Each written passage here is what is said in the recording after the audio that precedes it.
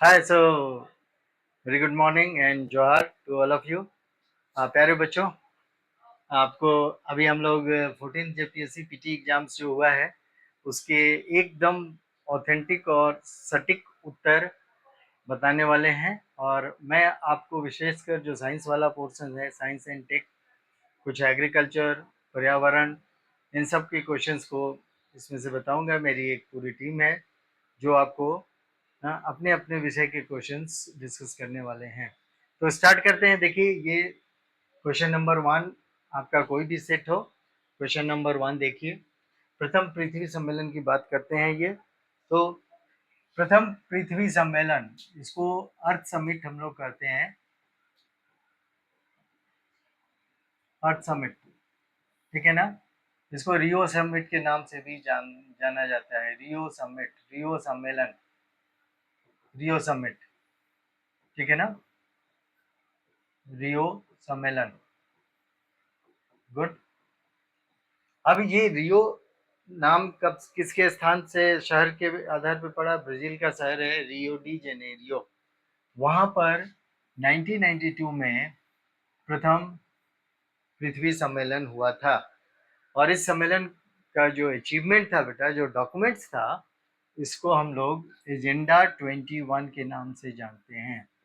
Agenda 21 पूरे सम्मेलन का निचोड़, समाहार, क्या प्रावधान हुआ, क्या बातें हुई, क्या करना है, नहीं करना है, सब इसमें समाहित थे। ठीक है। तो प्रथम पृथ्वी सम्मेलन हुआ 1992 में। आगे और भी पृथ्वी सम्मेलन हुए हैं, आप उसको देख लेंगे। ये बड़ा इंटरेस्टिंग क्वेश्चन है। कई बार हम क्लास में बच्चों को बताते हैं ना, कुछ इस तरह से हम देते हैं कि भाई इनको घटते बढ़ते क्रम में सजाइए। ठीक है। तो मजेदार बात क्या है कि अधिकांश बच्चों को ना आर्गन के बारे में ठीक आइडिया नहीं है। सुना हुआ है कार्बन डाइऑक्साइड, तो ये सोचते हैं कार्बन डाइऑक्साइड काफी सुना है, चर्चा में रहता है, तो ये ज्यादा होता है, लेकिन ऐसा नहीं है। ऑक्सीजन, नाइट्रोजन सबसे ज्यादा होता है, 79%, 78% मान लीजिए। ऑक्सीजन 79 कर लीजिए, 20% ना। आर्गन 0.97%, 0. और कार्बन सबसे कम 0.03% होता है। तो यहाँ पूछा है कि कौन सी वायुमंडल सबसे कम है, तो आंसर हो जाएगा कार्बन डाइऑक्साइड। ठीक है। सो ये सीक्वेंस आना चाहिए यहाँ पर। इसमें क्या सीखने वाली बात है बेटा कि आर्गन जो है ये अधिक है कार्बन डाइऑक्साइड से। आर्गन अधिक है कार्बन डाइऑक्साइड से। ठीक है। Good. Now moving further, moving further कुछ और आपके पास आ रहे हैं क्वेश्चंस साइंस और एनवायरमेंटल रिलेटेड, जो बहुत इंटरेस्टिंग है। देखते जाइए। इस बार का जो जीएस का प्रश्न है, अगर आप थोड़ा सा अटेंटिव होंगे तो मुझे लगता है कि काफी अच्छा स्कोर कर पाए होंगे आप सब। यहाँ पर देखिए, ओजोन क्षरण का सबसे प्रमुख कारण निम्नलिखित है। नहीं, ओजोन डिप्लीशन की बात करते हैं। ओजोन लेयर डिप्लीशन और डिग्रेडेशन। फाइन। तो क्लोरोफ्लोरोकार्बन्स, हालांकि अब क्लोरोफ्लोरोकार्बन्स पर काफी कंट्रोल हो चुका है, नियंत्रित हो चुका है। लगभग क्लोरोफ्लोरोकार्बन का यूज बंद हो गया है 2010 से। भारत में भी, भारत में भी इनका प्रयोग काफी कम कर दिया गया है। ठीक है। तो CFCs, क्लोरोफ्लोरोकार्बन्स, ओजोन डिप्लीशन के लिए इनमें से सबसे खतरनाक है। एक और इंटरेस्टिंग क्वेश्चन है, 1944 के ब्रिटेन वुड्स सम्मेलन में कितने देशों ने भाग लिया था? इसका उत्तर 44 है बेटा। ब्रिटेन वुड्स सम्मेलन हुआ था यूएसए के ना न्यू हैम्पशायर शहर में। ये जो सम्मेलन था इसका आयोजन हुआ था आयोजन हुआ यूएसए के न्यू हैम्पशायर में ये शहर है, यहाँ पर इसका आयोजन हुआ था। 44 लोगों ने भाग लिया था। 1944 में इसका आयोजन इसलिए किया था कि सेकेंड वर्ल्ड वार के बाद हमको विश्व अर्थव्यवस्था को एक दिशा देना था और सुनिश्चित करना था कि अब यहाँ से आगे विश्व की अर्थव्यवस्था कैसे चलेगी। इस आयोजन का दो महत्वपूर्ण आउटकम क्या था बेटा?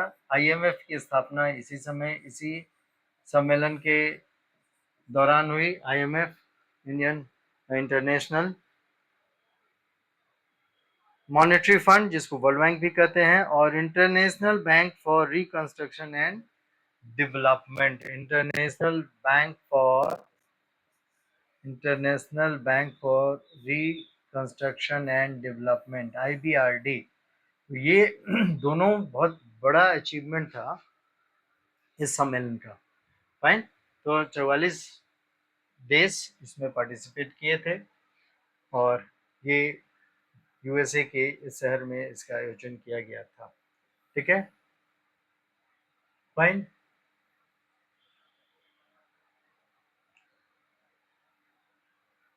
फिर आगे बढ़ते हैं, कुछ क्वेश्चंस हम लोग देखते चलते हैं। यहाँ पे देखिए, ये क्वेश्चन नंबर 6 है। 2011 ज्योग्राफी से रिलेटेड है।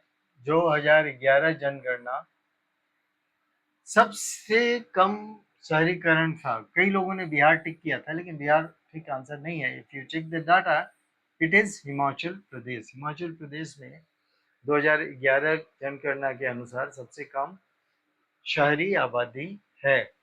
ठीक है, आगे आइए। ये सब स्ट्रेट वे आपका डाटा बेस्ड क्वेश्चन है। मानवाधिकार का गठन कब हुआ था? राष्ट्रीय आपदा प्रबंधन विकास प्राधिकरण। यस।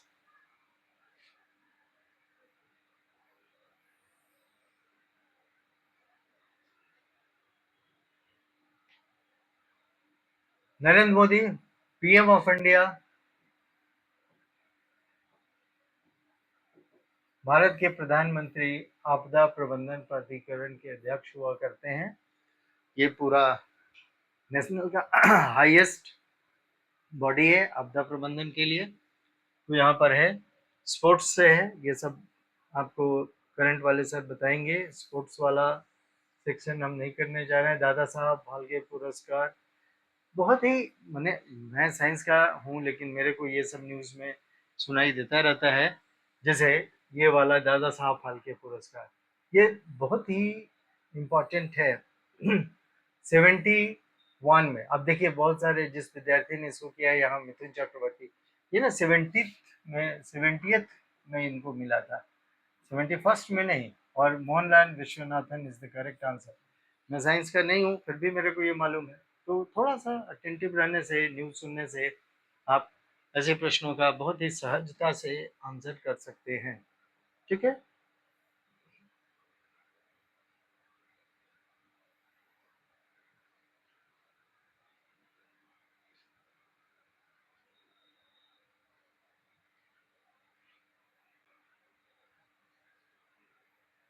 ज्ञान मॉडल ये भी काफी न्यूज में था। गरीबी, यंग, युवा, अन्नदाता और नारी। पता नहीं, ये भी बिल्कुल कॉमन सेंस का प्रश्न था बेटा। ये सब तो पढ़ने की भी आवश्यकता नहीं है। आप देखिए, गरीब, युवा, अन्नदाता। अन्नदाता का अर्थ क्या हुआ हमारे? कृषक। कृषक नहीं तो कैसे ये ना किसी ने सी टिक कर दिया है इसका सही आंसर? बिना पढ़े जस्ट सुना हुआ न्यूज में कभी। ये देखिए, आप इसको आराम से कर सकते हैं, कहीं भी कोई दिक्कत नहीं है। प्रश्न का जो औसत इस बार का स्टैंडर्ड था वो काफी ना मध्यम स्तरीय था। कहीं से भी उच्च स्तरीय प्रश्न नहीं पूछे गए हैं। जो भी प्रश्न पूछे गए हैं सीधे सीधे पूछे गए हैं। फाइन। कुछ और प्रश्न मैं कर देता हूँ आपके लिए इंटरेस्टिंग। देखिए, ब्लू इकोनॉमी, हाँ, ब्लू रिवॉल्यूशन भूगोल में सब कोई पढ़ता होगा। मुझे बताइए, ब्लू रिवॉल्यूशन सुना है या नहीं सुना है? आई एम श्योर सबने सुना होगा। ब्लू रिवॉल्यूशन, इसको हम लोग बोलते हैं नीली क्रांति। भारत में मत्स्यन के क्षेत्र में, ये जो मत्स्यन के क्षेत्र में, अब हमको मालूम है कि ब्लू शब्द का सीधा रिलेशन मत्स्यन से है। मत्स्यन मीन्स, यहाँ पे आप देखें तो कहाँ आपको इससे रिलेटेड मिलने वाला है? कृषि में जल संरक्षण, जल संरक्षण से तो नहीं है मत्स्यन। समुद्री संसाधनों का सतत उपयोग, बहुत क्लियर है। केवल नाम से आप बिना पढ़े, इसमें क्या पढ़िएगा मुझे बताइए? पढ़ने की कोई आवश्यकता ही नहीं है दूर दूर तक। भारत में कौन सी योजना लघु और मध्यम ठीक है, सब इकोनॉमिक्स का छोटा छोटा प्रश्न है, बताइए ना, इस सब में क्या मैं आपको बताऊं, खुद आपको आता है। ठीक है, जनसांख्यिक लाभांश भारत के संदर्भ में ये अभी बिल्कुल चर्चा का विषय है कि भारत में एक्टिव जनसंख्या विश्व में, वर्कफोर्स भारत में विश्व में सबसे ज़्यादा है। और जनसंख्यक लाभांश ज्योग्राफी का प्रश्न आप इसको मान सकते हैं। तो बड़ी कार्यशील आयु, मैंने वर्कफोर्स अधिक है, जनसंख्या में वर्कफोर्स अधिक है से तात्पर्य है युवा अधिक हैं। ठीक है ना? तो दिस इज व्हाट इज जनसांख्यिक लाभांश। अंग्रेजी में इसके लिए शब्द है डेमोग्राफिक डिविडेंड, डेमोग्राफिक डिविडेंड। तो लार्ज, बहुत सारा ऐसा देश है जहां बूढ़े लोगों की संख्या बढ़ रही है। जापान, इवन चाइना आगे आने वाले 10 साल में बूढ़ा हो जाएगा। बूढ़ा कंट्री का अर्थ हुआ डिपेंडेंट पॉपुलेशन बढ़ जाएगा। तो ये बात होती है। देन मेक इन इंडिया पहल की शुरुआत 2014 से ही हो गई थी, जब से ये एनडीए गवर्नमेंट आई है तब से। ये सब बताइए ना, इसमें क्या पढ़ना है बेटा, रोज तो इस सब चर्चा में आता ही रहता है। विश्व की 1 अरब जनसंख्या कब हुई थी? तो इसका ना 19वीं शताब्दी इसका बहुत ही सटीक आंसर है। मेरे पास एक आंकड़ा है, डाटा है, मैं आपको इसके बारे में पूरा अभी, रुक जाइए, कब जनसंख्या, कब 1 अरब, 2 अरब, 3 अरब हुई है, मैं तुरंत आपको बता रहा हूँ। Just hold on.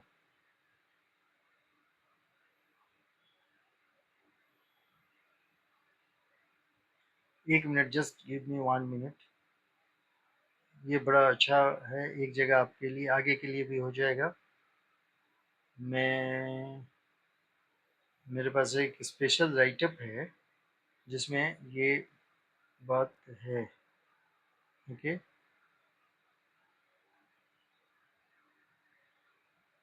Just give me 1 minute.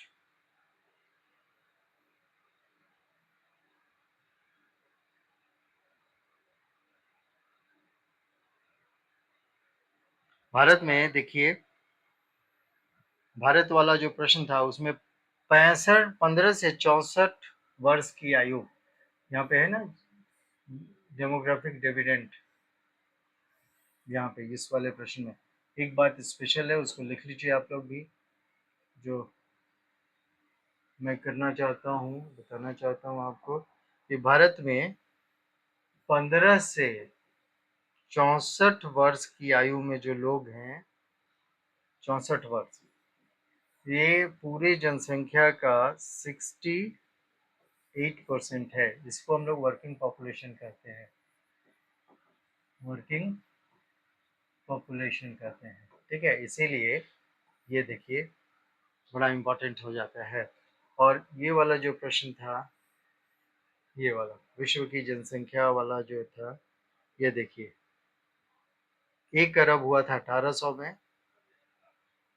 तो देखिए 1 अरब, 1 अरब जनसंख्या हुई थी विश्व की 1800 में।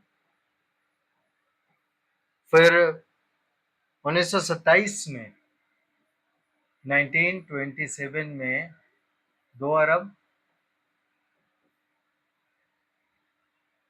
फिर 1960 में 1960 में 3 अरब, फिर 74 में 4 अरब,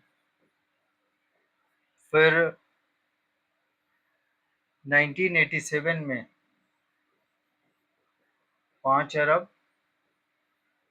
और 99 में 6, 1999 में 6 अरब, फिर 2011 में 7 अरब और 2022 में 8 अरब। तो अभी हम लोग 8 अरब से अधिक हैं वर्तमान में। विश्व की जनसंख्या अभी इज मोर देन 8 अरब, 8 अरब से अधिक है। ये 15 नवंबर 2022 को 8 अरब हुई थी। ये वाला पूछता है कई कॉम्पिटिटिव एग्जाम में, आगे भी आप परीक्षा दीजिएगा तो 15 नवंबर 2008 अरब हुई थी। अब यहाँ देखिए विश्व की जनसंख्या 1 अरब कब हुई थी? तो 1800।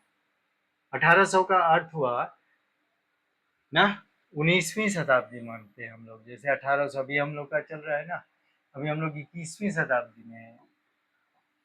शताब्दी तो एक डिजिट आगे है। जैसे अभी हम लोग का चल रहा है 2025, तो 2000 चल रहा है तो उसमें 21वीं शताब्दी बोलते हैं। तो 1800 होगा तो ये 19वीं शताब्दी होगा। तो थोड़ा डिटेल में इसको हमने आपको बता दिया। अब आगे आइए, ठीक है, आगे आइए। चलिए ये सब बहुत सारे लोग अभी आपको बताएंगे, ठीक है। इकोनॉमिक्स का है, इकोनॉमिक्स से प्रश्न है ये सारे। झुग्गी झोपड़ी ज्योग्राफी का है, वो मैं बता दूं आपको। मेरा स्पेशलाइजेशन ज्योग्राफी है, साइंस टेक है और इन्वायरमेंट है, पर्यावरण है, ठीक है।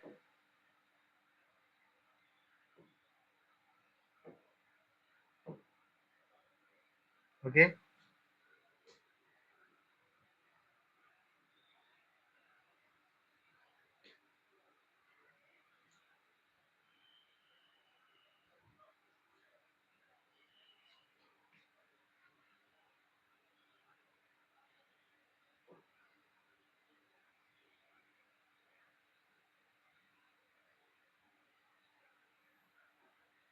हाँ, तो यहाँ पे देखिए महाराष्ट्र में झुग्गी झोपड़ी की संख्या, महाराष्ट्र में मुंबई के आसपास आपने बहुत सारा झुग्गी झोपड़ी का सेंटर देखा है। मैं बताऊं कुल भारत की आबादी, कुल आबादी का अराउंड 55% झुग्गी झोपड़ी में है। इंडिया की 55% आबादी झुग्गी झोपड़ी में निवास करती है भारत की। और सबसे ज़्यादा महाराष्ट्र में, मुंबई के में ही अकेले बहुत सारी ना झुग्गी झोपड़ी की आबादी है, ठीक है। So this is there now. आगे आइए, ठीक है। ग्रीन जीडीपी पर्यावरणीय हानि को ध्यान में रखते हुए बनाया जाता है। तो ये सब बहुत आसान वाले प्रश्न हैं, कहीं से भी। आर्थिक नियोजन ये सब आपको पता चल जाएगा। नीति आयोग,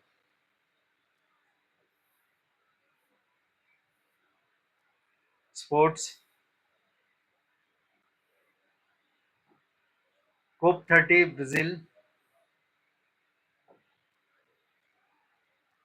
कोप 30 संयुक्त राष्ट्र के जलवायु से रिलेटेड सम्मेलन होता है।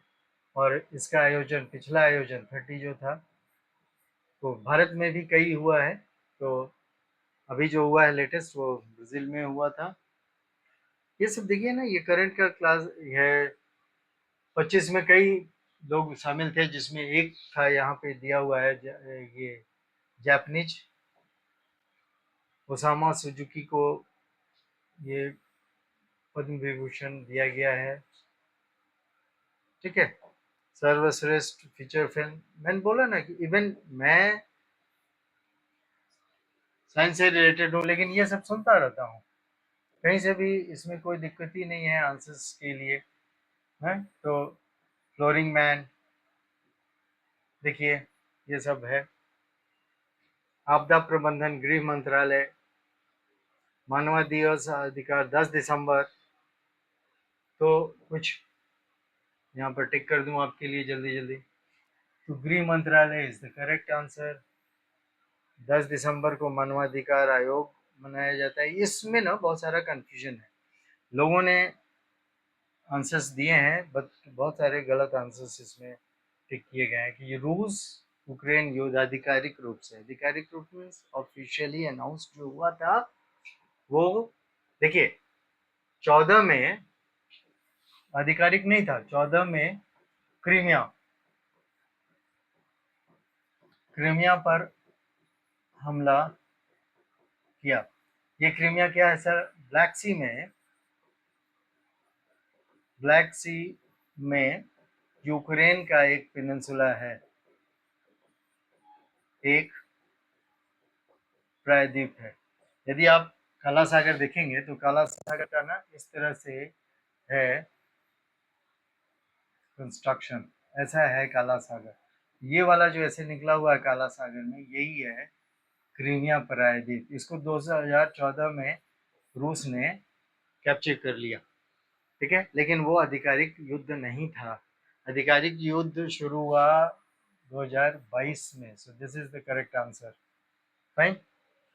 फिर कॉमन सेंस का बात है बेटा कि कौन सा वस्त्र जिम आभूषण ये सब प्रभावित हुआ भाई भारत में इसके बंद होने से। मैं बोल तो रहा हूँ कि आधे से अधिक क्वेश्चंस आप ना अगर थोड़ा भी अटेंटिव रहे होंगे, न्यूज सुनते होंगे तो ऐसे ही आपको आ जाएगा। जैसे ये देखिए, गाजा पट्टी, गाजा पट्टी हमास जिसके इजराइल ने खाली कराने के लिए पूरा 2007 से, 2007 के पहले इसके ऊपर ना इसका फताह का कब्जा था, लेकिन 2007 के बाद ये आ गया। के बाद भूमध्य सागर तट पे अगर आप यहाँ पे इजराइल का नक्शा देखिएगा तो इस तरह से मान लीजिए स्वेज कैनाल है, यह बना दूं थोड़ा आपके लिए, इंटरेस्टिंग है। इस तरह से है, ऐसे है, ठीक है, इधर है, ऐसे है लाल सागर, ये है रेड सी, इधर इजिप्ट का पोर्शन है, यहाँ पे ये स्वेज कैनाल है, ठीक है, यहाँ पे है गाजा पट्टी, ठीक है, इसको हमास है, ये इजराइल है जो मैंने यहाँ बनाया है। फाइन, ये रेड सी है, देखिएगा तो ये भूमध्य सागर है, यहाँ पे मेडिटेरेनियन से सटा हुआ है ये। तो शुरुआत में इस पे 2007 के पहले दूसरे संगठन हावी थे, बाद में हमास आया था और इसी का समूल विनाश लगभग कर दिया है इजराइल ने अभी वर्तमान में, ठीक है। तो थोड़ा सा अटेंटिव रहने से, अब जैसे वन्य जीव साहब देहरादून में है, Indian wild life institute is located in Dehradun, तो ये देहरादून में है।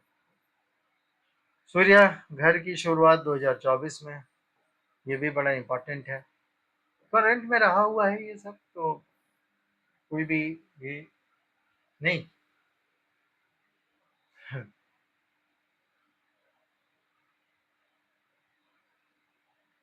यूएनएफसीसी में भारत ने चौथी द्विवार्षिक अद्यतन रिपोर्ट प्रस्तुत की थी। अगेन सुनते होंगे न्यूज़पेपर, वहां पे इसने किया था, ठीक है। पेरू सरकार का सब करंट है, इधर देखिए, यहाँ पे बायोलॉजी का एक क्वेश्चन आता है, ठीक है।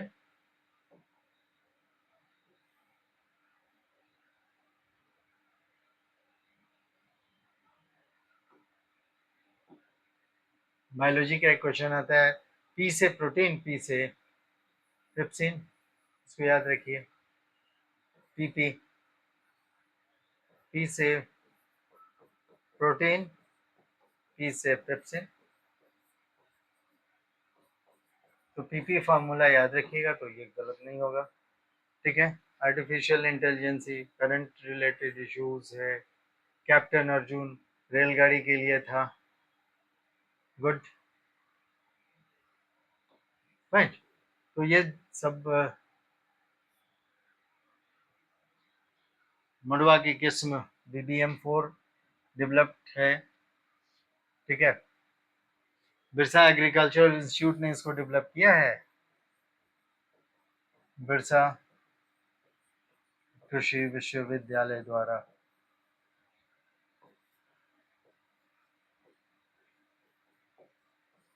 जानते हैं मड़वा का दूसरा नाम रागी है, मड़वा को ही हम लोग रागी कहते हैं। मोटे अनाज में 3 है ना बेटा, मोटे अनाज कोर्स ग्रेन, जिसको हमारे प्रधानमंत्री नरेंद्र मोदी कहते हैं कि अपना ये खूब प्रोटीन से भरा है, फाइबर से भरा है। इसमें 3 होते हैं मोटे अनाज में, पहला ज्वार, दूसरा बाजरा, तीसरा रागी। तो ज्वार, बाजरा, रागी, और रागी ही मड़ुआ है। इसकी एक किस्म है BBM, बिरसा कृषि विश्वविद्यालय द्वारा विकसित की गई है, और पूरे झारखंड में कोशिश हो रही है कि इसको बढ़ावा दिया जाए, ठीक है।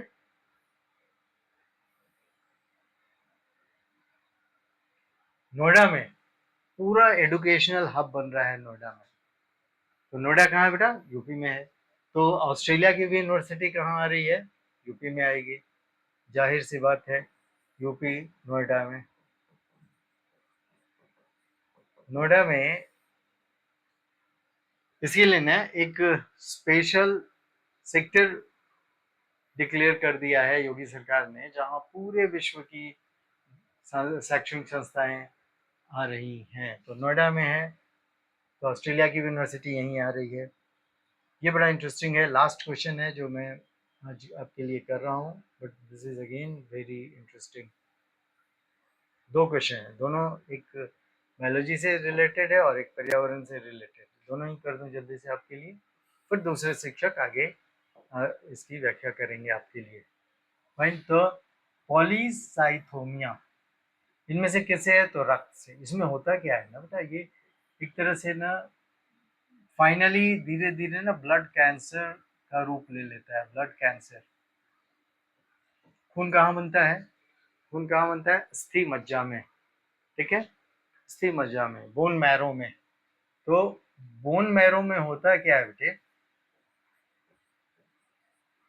बोन मैरो में आरबीसी, आरबीसी का प्रोडक्शन माने निर्माण अनियंत्रित हो जाता है, काफी तेजी से होने लगता है। और जब आरबीसी बहुत हो जाएगा तो ना ब्लड थिक हो जाएगा। इससे क्या होता है? ब्लड थिक हो जाता है, ब्लड गाढ़ा हो जाता है और जमने लगता है, जमने लगता है, फाटल हो जाता है, मृत्यु हो जाती है लोगों की, ठीक है। बड़ा इंटरेस्टिंग है पॉलीसाइथोमिया, पॉलीसाइथोमिया, ठीक है। Blood cancer. अम्लीय वर्षा देखिए, बड़ा इंटरेस्टिंग है, ये भी बहुत इंटरेस्टिंग है, यहाँ पे देखने वाली बात है, ठीक है। देखिए, अम्लीय वर्षा किस कारण से होती है? तो अम्लीय वर्षा सल्फर डाइऑक्साइड और नाइट्रोजन ऑक्साइड मेन कल्प्रिट है इसके। इसको हम लोग एसिड रेन कहते हैं, एसिड रेन, ठीक है। तो इस तरह से ये सब। एक आगे क्वेश्चन देखा था मैंने, अरहर की बीमारी थी, अरहर दाल की बीमारी दी हुई थी, ठीक है। पुख्ता, पुख्ता बीमारी, ये ना फंगल डिजीज है, कवक से होती है, बड़ा डेंजरस है ना। पौधा हरा भरा लगता है, अचानक से सूख जाता है और मर जाता है रहर दाल का, ठीक है। सो कुल मिला के प्रश्न बहुत आसान है, थोड़ा सा अगर आप ध्यान दिए होंगे तो अच्छा किया होगा। मजेदार बात यह है कि साइंस टेक वाले पोर्शन में फिजिक्स से कोई क्वेश्चन नहीं दिखता है, केमिस्ट्री से कोई क्वेश्चन नहीं दिखता है, इवन बायोटेक्नोलॉजी से बहुत कम क्वेश्चन है। ठीक है, चलिए ऑल द बेस्ट, फिर मिलते हैं और खूब ध्यान से मेंस की तैयारी शुरू कर दीजिए। मुझे लगता है इस बार 140 145 में टोटल दोनों पेपर मिला के सिलेक्शन हो जाएगा, और अगर आप इस रेंज में अपने को पा रहे हैं तो दिन रात एक करके मेहनत शुरू कर दीजिए। Okay, all the best, rest दूसरे टीचर आएंगे और उसको आपके लिए करेंगे।